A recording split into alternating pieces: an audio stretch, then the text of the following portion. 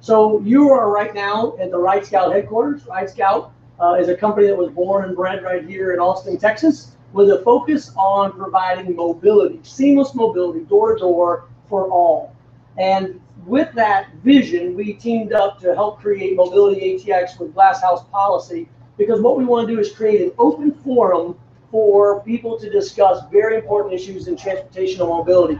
We've already hosted one live stream in the past, a few weeks ago. Today's forum focus on DWI is so very important, because when you consider it as a part of the overall mission of the city to provide safety and security, you can't not discuss the DUIs. So from left to right, I just want to make sure we all know here's Sarah Levine from ATX Safe Streets. It's been over 10 years in the restaurant and bar industry. Not that old yet. Not that old yet. But in that decade, though, she really understands the night work, specifically for those that are trying to get back at the end of the evening, and how important that is, as well as a lot of others. Tyler, of course, thank you for being our moderator here, providing your expertise. And then, Chief, it's great to have you here. The city has done so much to reduce the amount of drunk driving that we have. We've read the reports, and what you posted on MobilityATX is helpful for all. We appreciate your commitment and also being here today. And then CK Chin, who has been in the restaurant business now and has several successful operations,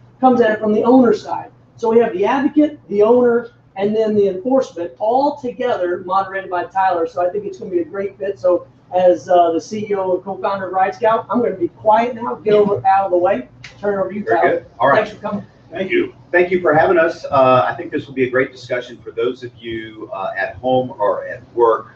With the Ride Scout and some of the groups here have created some great maps that show a couple of different things that I don't think we've really seen before. One of them being where the most DWI stops happen. Not surprisingly, when you look at the map over here that is on our far side, and for some of you at home, there are going to be links as well that you can click on to look at these links. It shows that the majority of those arrests or those stops happen in the downtown core area. There are a few other areas outside of that, being East Riverside Drive, as well as the Runberg and Lamar corridor. But then they also looked at where all of these people live. And overwhelmingly, you can see there's a map behind you that you see the majority of these people who are being pulled over for DWI stops live in the East Riverside area, and specifically up north in the North Lamar area. Chief, I want to start with you. You came into Austin, and this was one of your high priorities, was to stop drunk driving in this city. When you look at these maps and see what's going on, what's your overall take from this? Well, I think that despite our efforts with the Austin Police Department, our education efforts, our enforcement efforts, that we continue to have a tremendous challenge with people making really poor choices, and that the work has to continue, and combating this issue, which includes a couple things: education, enforcement. Now, engineering, which to me, engineering includes making sure we have the public transit options that people need, so we remove the excuses of getting behind the wheel. And I think that we are making some progress, but there's a lot more work to do. CK and Sarah, talk about what you see at night. You both are involved in the downtown scene a lot. What do you see happening now? I'm seeing it improve definitely recently, but back when I worked at an actual bar downtown, at 2 in the morning, there would be people out on the streets fighting over cabs, very rare cab that would come through. Sorry. There's not a lot of cabs that really come through the area, and a lot of people didn't know about the buses, or they'd be too crowded by the time they showed up, or they'd be, people would get discouraged easily, basically. And so we would see, a lot of people just give up and drive that or walk home, and sometimes it's not that safe to do it. So we definitely, I'm on the east side now, so I see a lot of Ubers coming through and lifts and cabs picking people up, which is a really awesome change, and I hope to see that continue. I think that it's kind of a double problem kind of situation. I think that there's a social stigma, I think, with public transportation that is inconvenient and it's difficult. And I mean, growing up, I think public transportation from where I grew up was an economical choice rather than a convenience choice. And it was one of those things that there was a stigma to it. I was joking about how the public transportation needs kind of a PR revamp, because in reality, it's like when you go to other cities that have subways and stuff like that, there's no, I mean, you'll see celebrities take the subway, But on the other side is also the people trying to make an inebriated decision or a decision that's impaired is kind of already, you're kind of handicapped on that side. The decision needs to be made before you leave the door. It's like one of those conversations I've had with friends of mine. I personally don't even drink, and when my friends and I go out, they're like, I'll drive and meet you there. I'm like, why? We're going out to drink, so the intention is for you to end up in a state that you're going to be drunk. I think you don't go out to eat to not be, full. So the intention is, so make that decision early and say that let's carpool. Let's make sure that those choices are made when you're in a more crisp state of mind, rather than trying to make that decision with your hand. How do we get that to happen? How do we get people to get in that mindset before they ever walk out the door? It's tough. I think that we have in a kind of like, in a way, I use the term loosely, a first world problem in the thought process, that the decisions that we make, we never take it to the nth degree. We never think it to those ramifications. When we're at the grocery store, there are some people that choose what you're trying to eat based off of your preferences, but nobody's choosing, should I eat this or do I want diabetes? Like, you're not making a decision of that ramification, and I think people don't look at that. And my conversation with my friends is I always take it to that degree, and it's a huge downer and it's a bummer to them, but I don't care. My conversation is always to them, go, okay, I'm really busy, I don't have time to go to funerals, and then they're like, what are you talking about? And I'm like, that's the decision that you're making. It's not the convenience, or the best thing that can happen to you is one of his officers catches you and gets you a DWI. A little lucky ones. That's the lucky ones. And then so for me, that's the conversation. The tendency is for people to not think in those terms. They're thinking, I don't want to pay $30 for a cab. I don't want to pay surge pricing. I don't want to leave my car overnight because tomorrow morning I've got to go do whatever errand to pick up my dry cleaning. Whatever reason, I don't want to get a ticket, pay $15. These inconveniences are not weighed against the actual ramification of potentially ending your life, worse, ending somebody else's life, or anything along those lines. And that's why I have very little sympathy for people who choose to drink and drive, because that evening started with the sober choice, the sober decision to know I'm going to go out partying tonight, and in a complete sober state to make that choice, right? And so I think life's about choices. And so when we stop you, when we prosecute you, you kill somebody, I will always aggressively push to prosecute people to the full extent of the law, because there is no excuse, and we have those resources. And the bottom line is, if you can afford $10, $15 for a drink, right, in some of these bars, especially some of the more friendly ones, you can afford a $15, $30 cab ride. And what you can't afford is end up crashing, killing somebody, or the cost associated with just a simple DWI arrest. I think one of the big things that we really face in Austin is that we do have a culture of drinking and driving where it's been acceptable for so long to just drive out, and drive home. And I think that shame and stigma would go a long way. So it's a matter of how do we get that culture shift happening in Austin. Or how do you make it cool? Yeah. Not to drive. Exactly. Same type thing you're talking. Yeah, like you shame your friends when they start talking about heading out with their cars. Like, find a way to make it unacceptable and not they've only had a couple, they'll be fine. Let's talk about some of the options as they exist now and what needs to happen. Obviously, the chief says we need better public transportation. Those are big capital expenses, lots of infrastructure potentially that may take a while to happen, and hopefully they're on the way to happening. So what I want to talk about is what we do between now and then to give people an option to keep them off the streets. Chief, what do you think about the options we have now? We've added a few recently. So we have dabs, we have Uber and Lyft. One of the things I noticed, you mentioned parking tickets. You throw out the parking tickets, right, with a receipt from a taxi cab? Yeah, if you leave your car, the transportation department does waive those issues. So that's not an excuse. And quite frankly, for me, again, it's not just cabs. I mean, you've got car services that you can hire, and you pull your resources together in this group of friends, and you hire a car service for 4 hours and you split the cost. It's much more affordable. You've got the survey, I don't know, monkey service, whatever, where they come and grab your car, and they sober monkeys, where they actually come and pick you up, get your car and take you back. So the options are plentiful. And now the city's looking at adding another taxi company.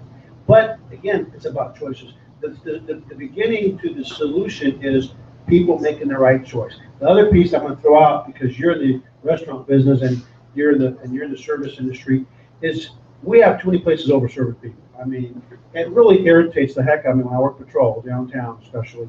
And the bar, they serve the heck out of somebody, way overserve them. Then they kick them out, and the people are already drunk. Well, it's too late. You know, the industry create a problem. You put them in that unsafe environment, and people want to know why I have these pedestrian crashes. So we also need the industry to do a better job. And part of that is too many bartenders, not enough servers. When a bartender's got 6, 7 patrons stacked, they don't have time to assess sobriety. So I think that the business model needs to be improved.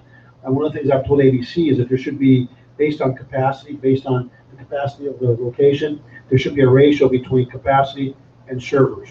So like every 20 persons, you should have to have a server on duty when you're selling alcohol. What do you guys think about that being in the industry? What's your take? I think I definitely agree with you. When you're busy, it's very difficult to assess what's going on. And I think another issue that plays into that as well is that we have so many bars so close to each other. If you're overserved and you get kicked out of a bar, you just go to the next one, and chances are you'll be served. So it really, it's a very difficult thing to, I guess, tackle from that angle. Is that it's too easy to get drinks here. You know, we have so many bars. But we do have some really good doormen, I've noticed, that will not let you in while they're checking that ID as you're trying to bar hop.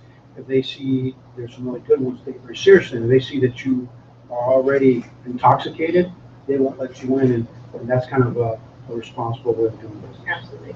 From a restaurant perspective, I'm lucky in that, we tend to be the first one to stop. So the tendency is for people not to get too messy at a restaurant. So we don't have to worry nearly as much. And I have a food aspect there. I was speaking earlier that one of the things I empower my entire staff to is like someone's coming in just for drinks, that if they've had a couple, and it seems like they're on a pace that's not a normal pace of drinking, just buy them something to eat. Like send them some food. Like even if they don't want it, put it in front of them, they'll eat it. It's one of those things, put a glass of water in front of them, even if they didn't order it.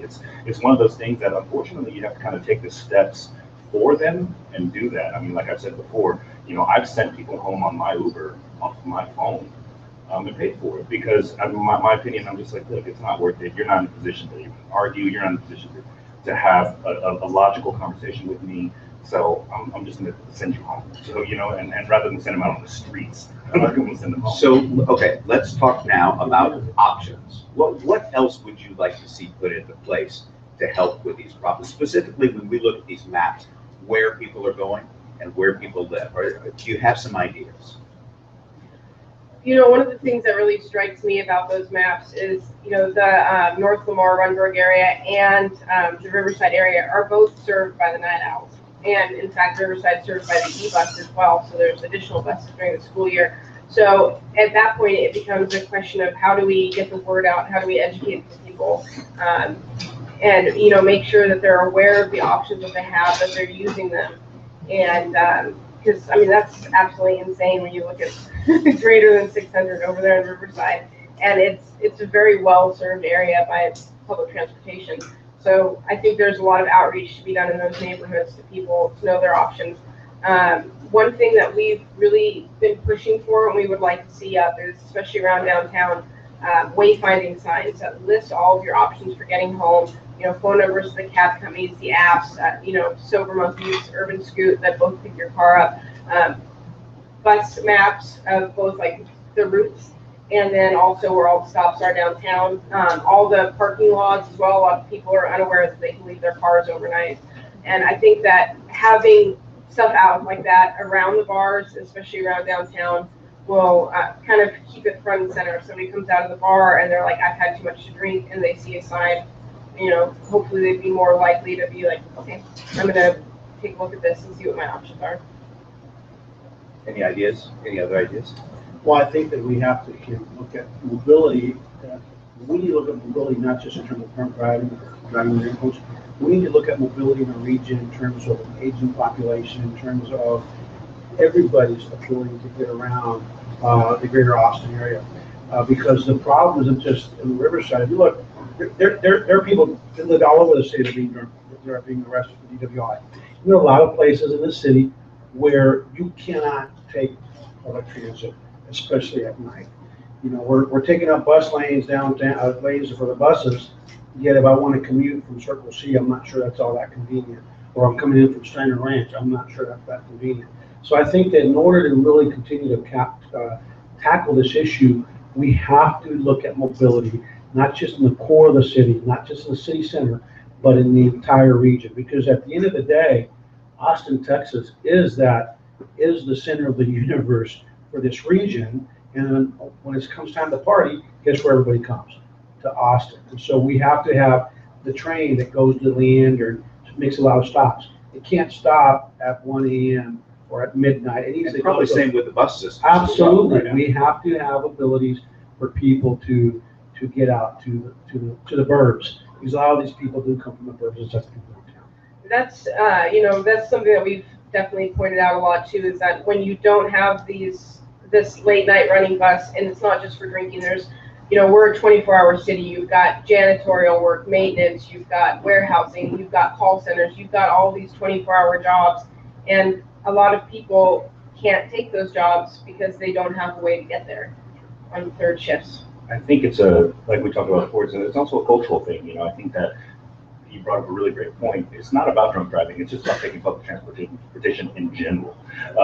It's a logical thing. I mean, when I go visit my friends in Chicago and in New York, it's never, and none of your friends do, and you don't even think about it. You hop on the subway, you get on the bus, and the bus system there is super efficient. I mean, it's like an Uber. It counts down for you, lets you know it's within the 30 seconds when it's going to arrive. And so it's one of those things that's how you got to convince somebody to take the bus to go have lunch downtown. You got to convince somebody that's that level of convenience, because at this point, again, the conversation in your head, for me, I mean, I live downtown. I thought that this Right Scout office was on the East 6. That's all the address. I thought it was on the east side. Oh no, it's at 35. So I got in my car and I drove. Even if it was on East 6, that's a 5-minute bus ride. Yeah, that's 200 E6. That should have been that far. Exactly. And so in my head, even if it was on the other side of 35, in my brain, I was like, well, that's too far for me to walk. I'm hopping in my car, rather than it's too far to walk, but it's just enough time for me to hop on a bus, city bus, and get over there. But I'm not aware of that. It's not within my wheelhouse of options, on a normal day-to-day life. So imagine 5 drinks in, I'm not going to make that decision to look at the bus route. And that needs to be muscle memory. That needs to be like, I need to hop on the 8, I need this and hit that, and then go home. Chief, you mentioned the burbs. When we look at these numbers, it does kind of surprise me that some of these areas appear to have zero drinking and driving problem. I mean, that almost seems impossible to me. Why do we see that? Well, I think it's also the age of the population in terms of the demographics of that population in terms of age. We have some neighborhoods where it's more of an aging neighborhood, so generally you're not going to see the more mature people coming out and getting hammered and then going out and driving. And also education, I think, plays a big piece. A lot of folks that take the time to educate themselves on DWI, on the fact that impairment, not intoxication, impairment starts with the first drink. And as the more you drink, the greater the impairment. We've made the mistake, and I've talked about this before, that we've always said 08, 08, 08, and everybody's always asking, well, how many drinks does it take to get to a point 08? Well, there are a lot of people that at 04 really have no business driving because they truly are impaired. And so part of it is we have to change the conversation to, it's not about 0.08, but it's about understanding limitations, understanding that impairment truly does start with the first drink. One of the other maps, they broke this down by the new city council districts, and they have the districts where it is the most. Obviously, they're represented just like these other maps. District 3, the East Riverside area, District 4 up there, Runberg. What can our council members do? What would you like to see them start doing right now? I would definitely like to see a push for more public transportation. especially in on the east side where it is lacking late at night. I think that would be an excellent first step. The city needs to accept that. I guess, how do I say this? They're responsible as well. People are out drinking because there's bars there, and the city needs to be making sure that the money that they're bringing in from this industry is going back out to help them as well. One of the some other things that we've kind of been pushing for, we'd like to see if the city is sponsoring anything, like they sponsored fireworks at Coda last year, and that was an absolute mess. There's alcohol being served. They had no transportation out there, so everybody had to drive. We would like to see the city take steps to make sure that if they're ever sponsoring an event, that there is some form of transportation provided. The city does have a responsibility to the people that live here just as much. And I want to thank you for bringing that up, because I think that from the police department perspective, we need to pay attention to that. The challenge for us, and we're still working on the special events ordinance, is that although CODA is in the city of Austin, the law enforcement is provided by contract by another agency. And so regardless of who's providing the service under contract, this police department, I think, needs to do a better job paying attention to those plans. And maybe what we need to do is that through our special events ordinances, when you're going to be serving alcohol in events of a certain number of people, that part of the component for that permit should be public transportation options, which means that the promoter may have to arrange to subsidize a bus line to CODA that weekend. So there's a lot of creative ways, and I think that that's something that you sparked something in my mind, and I'm going to look at that. Thank you. Yeah, one of the other things that we really would like to see the city do is ban towing from any lot within, say, 300 feet of a bar. There's a lot of private lots that still tow right at 3 a.m. And that's obviously, if people get towed or they're scared of being towed, they're more likely to drive and not leave their car behind. So we'd like to see the city place a ban on towing at 3 a.m. If you're within a certain distance of an establishment that serves alcohol. The numbers that we've been looking at here come from 2014 and 2015, basically 2014. So I want to talk just a little bit about how you think this may change based on the cost of living. Not as many people can afford to live in town anymore, in the city. So we are seeing the population spread out, especially the younger population who are more likely to be downtown out drinking. My concern is that we're going to see this issue that we see downtown here start to spread out into other areas, because you do see bars popping up in other parts of town, the North Burnett area, around North Loop. There's a new group there. What do you think is going to happen? Well, you're going to think I'm crazy. But you go to Europe, and there's that neighborhood pub in just about every neighborhood where it's in close proximity to where people are living. And I think that sometimes we're not very strategic in our thought process. Nobody wants a bar near you, but I think what they need to think about is, what type of bar is it? What kind of crowd does it attract? If we had that pub system, this is kind of in the neighborhoods. In neighborhoods, your pubs, your local pub, like they do all across Europe. What do you see people do in those pubs? They come, they have their pints, they meet their friends. It's like a big social gathering place. And I think if done right, two things would happen. First, neighbor would get to know neighbor more. Secondly, people would stay closer to home to drink. And they could walk. And thirdly, they can walk to and from the pub. And so it is a huge culture shift. It's a huge mindset shift, but it's something that as we plan communities, we shouldn't be so Puritan, like, where, we can't have a pub. It'd be great if people at Center Ranch, if they had enough pubs in Center Ranch where they can go and have a cocktail with their neighbors and then walk home. So I think that it's a really big issue that can be addressed through some thoughtful planning.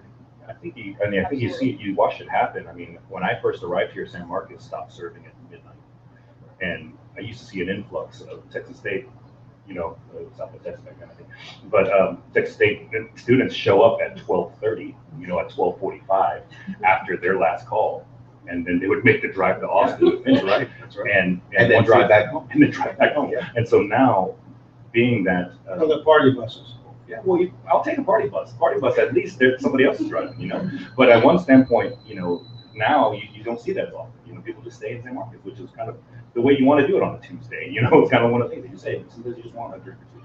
And yeah, and I think also the bus, you know, as far as we're talking about bus routes, there needs to be, you know, as far as from the city standpoint, the more frequent, shorter routes. You know, like there's one of those things that the conversation is like, yeah, I know that this route will take me where it is, but it's on a 45-minute loop. And in my head, that again, it's that convenience conversation that says, man, I can't make that decision. Like, no, it's not like whereas in, again, all the other cities that we mentioned in the past, those routes come by every minute, you know, every 2 minutes, you know, and then this kind of thing. So it's an easy decision. Like, I'll get the next one. Now I missed the bus. It's going to be 45 minutes before the next one. And you don't want to be sitting at a bus stop, middle of the night, for 45 minutes where people might feel like, hey, I'm now on risk of other issues. You know, somebody robbing me or assaulting me. And so, you know, I'm envious when I go to Chicago, New York City, San Francisco, just about every big city. Because I never run a car. You get to Chicago O'Hare, you get on a train at the airport. You go to New York City. I mean, it's just, but nobody wants to pay for it. What they don't understand is that mobility is going to get worse here, and sooner or later we're going to have to bite the bullet and build that infrastructure. It's got to start somewhere. And every time they put the rail on, you know, it gets defeated. But people don't understand.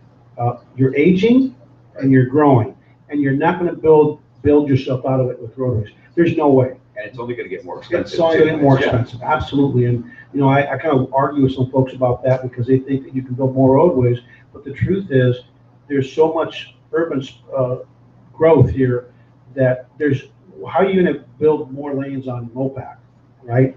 Well, what if we build a train down Mopac that stops and you have other lines? You could have a heck of an impact. Absolutely. I think density is a really big issue too. We really have to increase density. The more density, the better the transit systems are, because there's people, you know, it would actually serve.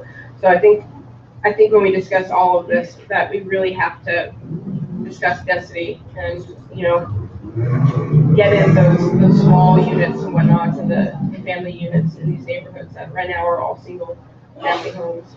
Let's kind of wrap this up here. If you guys want to make kind of your final push, what you want to say, and also I encourage those of you watching, if you have suggestions that you want to put out there, ideas for how to help this, you know, plenty of avenues that you can get in touch with any of us. You can talk to Ride Scout, MobilityATX, or at the very least, talk to your city council representative, because they're the ones that who could really make things happen around here. So, Sarah, I'll start with you. Thanks for having me, guys. It was great. You can check us out at atxsaferstreets.org. We're on Facebook, we're on Twitter, and you keep updated with what we're working on. We are doing a few pushes this year. We have a master plan up on our webpage that kind of lists some of the goals that we want. And just as a quick aside, because something that he said reminded me of this, with San Marcos stop serving at midnight. One other thing I think could potentially make a big difference in Austin that I think is a pretty ridiculous law is that you can't buy beer after midnight.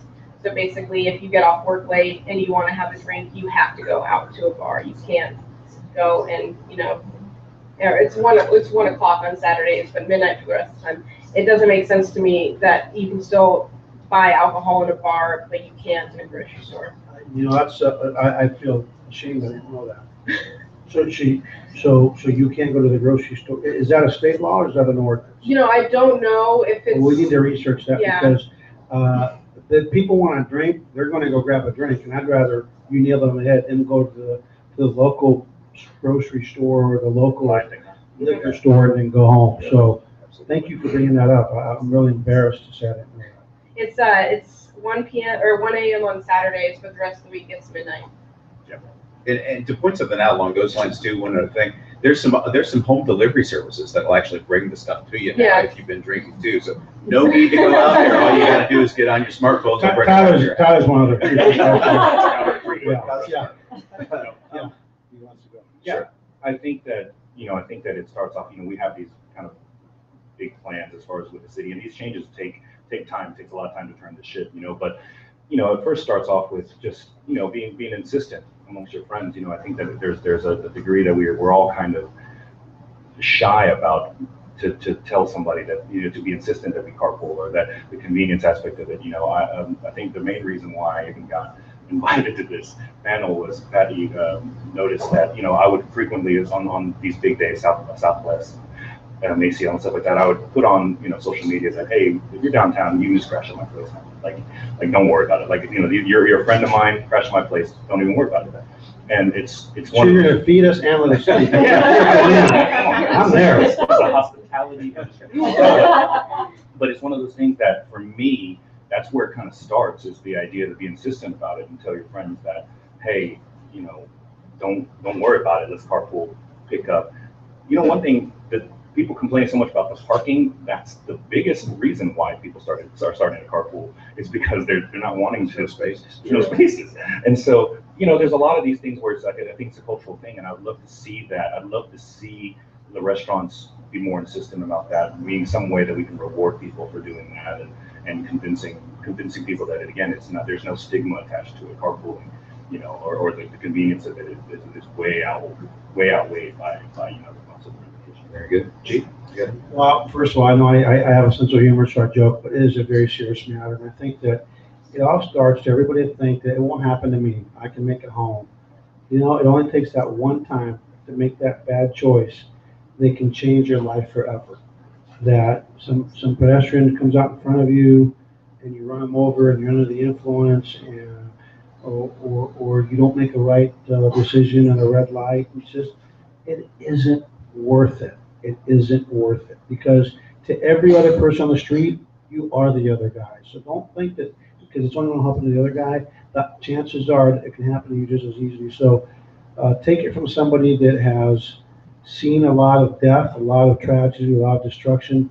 Don't chance it. Make that choice on the front end. And the last thing is, when I have a police officer get arrested for drunk driving, we have a case right now. Thank God, it's been a long time. I always ask, which other police officer was there? Because as Christians, if you're a Christian or a person that just believes in the human spirit, we are responsible for one another, and you should not let a friend get behind the wheel. And God forbid you get with them when they're behind the wheel. And lastly, for parents, teach your children, your college students, your high school students, the ones that I don't care, you're not going to judge them no matter what. If they need a safe ride home or a friend, that your phone's on 24/7. I think that would have a huge impact. And I want to just tell you to thank you for your leadership and your humanity. You are phenomenal. You're one of my heroes in the city, you and your group. And thank you, Superman, for everything you do to help the community as well. We thank all of you for being here. We thank you for watching. As the chief and everybody said, make a plan before you ever go out. Thanks.